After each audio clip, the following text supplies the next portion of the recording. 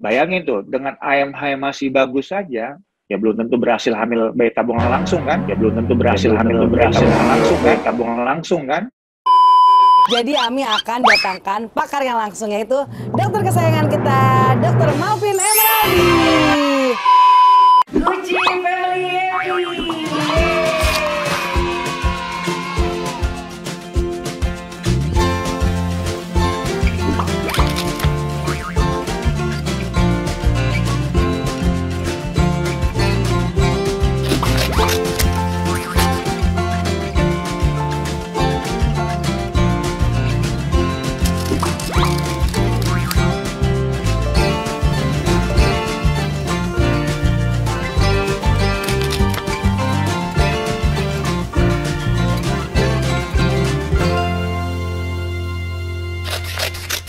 Hai gengs, ketemu lagi dengan Ami Tias dalam channel Gucci Family Happy. Yeay. Nah gengs, karena request dari TikTok tuh banyak banget tentang pertanyaan-pertanyaan program seputar bayi tabung. Beberapa pertanyaan ada yang jawabannya harus menggunakan jawaban medis nih gengs.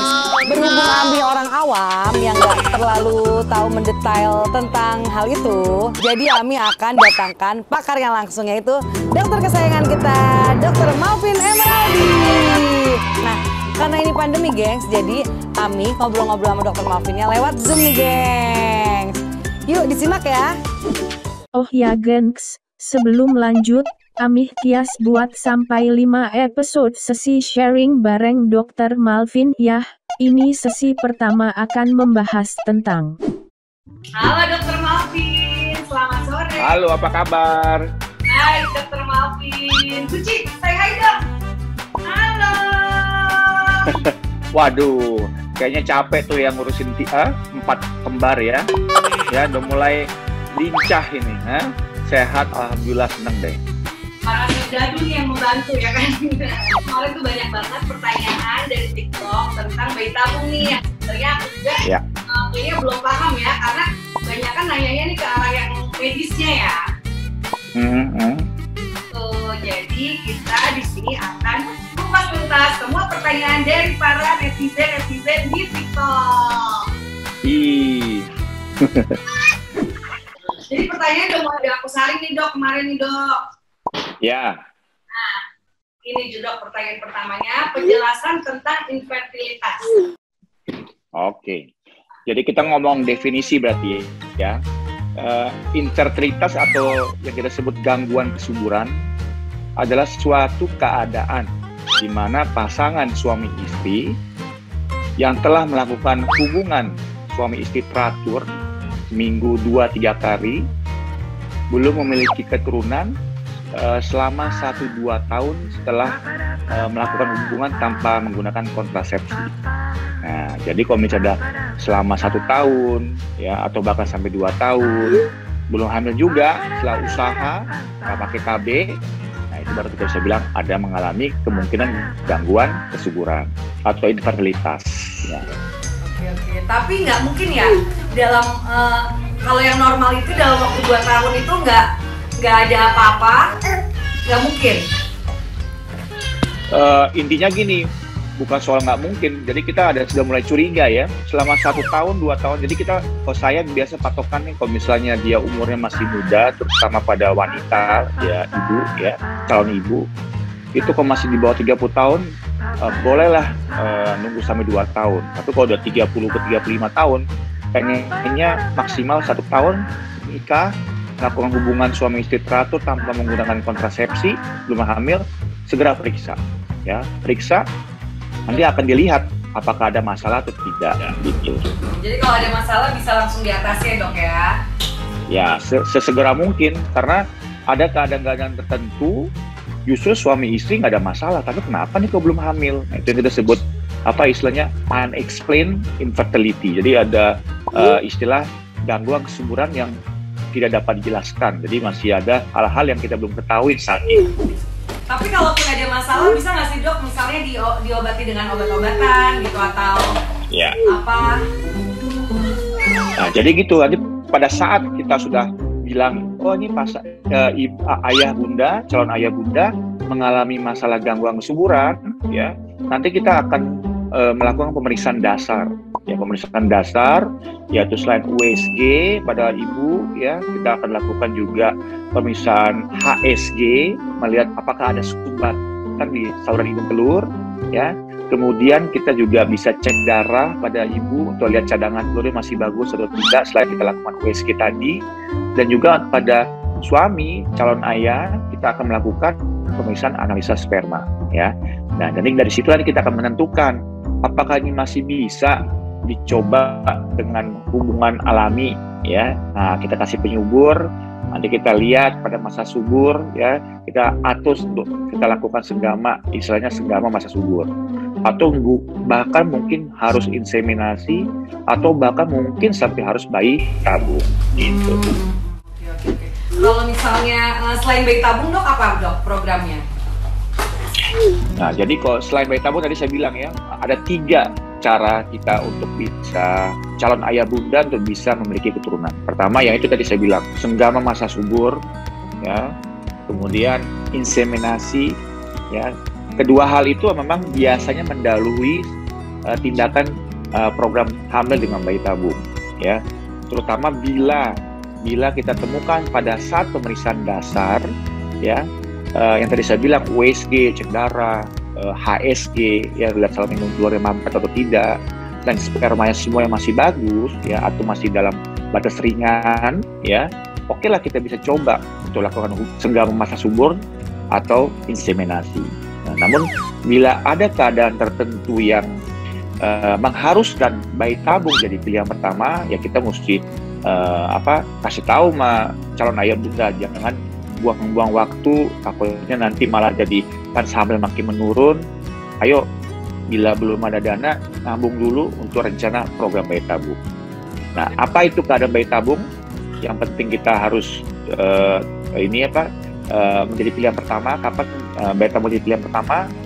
Pada saat spermanya calon ayah kurang bagus, sangat kurang lah untuk bisa membuahi sel telur, atau ada sumbatan pada saluran hidung telur wanita, atau usia wanita yang akan berkorelasi dengan cadangan sel telur yang sudah mulai menurun. Jadi kita anjurannya mungkin lebih ke arah bayi tabung daripada hubungan biasa, senggama masa subur atau inseminasi.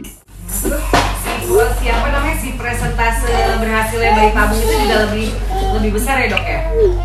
Ya, secara normal, ya memang iya. Tentunya kan kita ya kalau bisa jadi gambaran ya, hubungan biasa suami istri selang 1-2 hari selama 2-3 kali seminggu, ya, itu kans hamilnya per bulan sekitar 20% kalau tidak ada masalah. Dan bundanya, calon bundanya usia relatif masih muda, ya, di bawah, saya inginnya sih di bawah 30 tahun, ya. Sekitar 20% lah per bulan, per siklus haid, ya. Dalam 1 tahun bisa 80%, tahun kedua bisa 90%, ya. Nah, tahun ketiga ini bisa, kalau misalnya tetap mau sabar, ya, bukan berarti berhasilnya 100%, bisa turun. Nah, jadi kita pakai menganjurkan hal-hal seperti itu. Kalau udah lama belum jadi juga, ayo segera periksa, ya. Nah, kenapa? Karena kalau kita pengen senggama masa subur atau inseminasi, ya, kita masih berharap adanya pertemuan dengan sperma dan telur pada tubuh ibu, calon ibu, di dalam perut maksud saya, ya. Nah, bayi tabung itu prosesnya di luar, pertemuan telur dan sperma itu di luar tubuh ibu. Jadi kita pertemukan sperma dengan sel telur itu di laboratorium. Nah, jadi dengan seperti itu kita bisa lihat dong kemungkinan hamilnya tentunya lebih besar di bayi tabung. Kenapa? Ya karena kita bisa memastikan adanya pertemuan sel telur dengan sperma, ya kan? Terus kemudian apakah terbentuk embrio atau bakal janin atau tidak, ya? Dan yang kita masukkan ke dalam rahim ibu itu sudah bakal janin, embrio, ya. Jadi bukan berupa sperma atau benih suami. Nah, jadi tentunya kita bisa dari situ saja bisa kita lihat bahwa keberhasilan bayi tabung tentunya secara teori dan secara realistis pasti akan lebih tinggi dibanding hubungan biasa atau inseminasi. Nih dok, terus kalau misalnya besarnya AMH ya dok ya, AMH ya? Iya, iya. Nah, itu berkaitan nggak sih dengan kesuburan si wanita ya? Ya. Si perempuan. Jadi ini tadi saya bilang kan pemeriksaan dasar itu termasuk cek darah. Ya, cek darah itu yang utama yang kita lakukan sekarang adalah AMH, anti mullerian hormon, ya. Itu untuk menentukan cadangan sel telur wanita. Kita pengen lihat potensi sumber calon bunda ini bagaimana, ya. Jadi AMH itu ada satuannya, ya ada 2 ya, nanogram per mililiter dengan pikogram, ya. Tapi kalau dengan satuan nanogram kita pengennya di atas 2, ya. Kalau di bawah 2 dan curiga nih, kemungkinan cadangan telur sudah mulai menurun, apalagi di bawah 1, ya. Jadi kita berharap dengan AMH itu kita tahu cadangan telur calon bunda atau yang rencana mau program hamil itu masih bagus atau tidak. Ya, kalau misalnya masih bagus dan semua hal masih normal, ya mungkin masih bisa dicoba hamil alami. Tapi kalau misalnya sudah mulai rendah, nah itu hati-hati. Jangan terlalu lama nunggu karena dengan bertambah usia calon bunda, ya akan menurun cadangan telurnya yang berkorelasi dengan nilai AMH yang akan makin rendah. Tapi nilai AMH rendah itu bukan berarti tidak bisa ikut bayi tabung kan? Iya, betul. Jadi memang AMH rendah bisa dengan bayi tabung. Bahkan indikasi utamanya adalah bayi tabung, terutama pada cadangan telur yang rendah, AMH di bawah 1 atau bahkan di bawah 0,5. Kalau coba-coba hubungan biasa atau inseminasi, waduh nanti terlalu lama, ya karena kita asumsikan butuh 3-6 kali inseminasi probabilitas nih, ya karena kalau datangnya ke saya usia udah maaf ya calon bunda umur 40 tahun ya dengan AMH rendah masih mau coba-coba hubungan biasa selama masa subur atau inseminasi, tentu akan memakan waktu dan yang kita takut keburu telat, ya sama sekali malah nggak bisa hamil, ya. Terus aku tuh AMH-nya berapa ya waktu itu ya? Kira-kira? AMH Amithias masih bagus. Ya, makanya kemarinnya jadi 4. Soalnya dia nanya juga, aku AMH-nya rendah, emang Amithias AMH-nya berapa waktu ikutan bayi tabung gitu? Iya. Aku sekitar di angka Amithias. Jadi Amithias relatif sih AMH-nya bagus, ya. Ya, tapi ya itu juga sekali lagi ingat tuh dengan pengalaman Amithias sama Abi, ya.